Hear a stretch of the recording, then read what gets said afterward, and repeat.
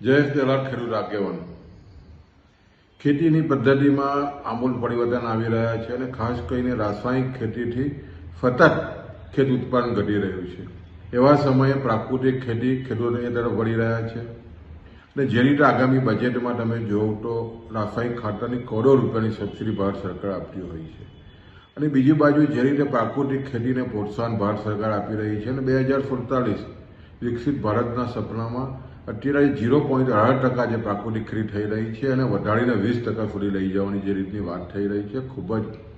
આનંદની વાત છે. પ્રાકૃતિક ખેતીને જો મહત્વ આપવું હશે તો ખાસ કરીને રાસાયણિક ખેતીમાં જે સબસિડી આપવામાં આવી રહી છે એને પ્રાકૃતિક ખેતી કરતા ખેડૂતો જે સર્ટિફિકેટ કરાવે એ ખેડૂતોને એકરે 10,000 રૂપિયા આપવાની માંગણી અમે નિર્મલા સીતારામન નાણામંત્રીશ્રીને અમે વિનંતી કરી છે, પત્ર લખ્યો છે. અને ચોક્કસ અમને આશા છે કે આગામી દિવસોમાં જ્યારે બજેટ રજૂ થવાનું છે ત્યારે બજેટમાં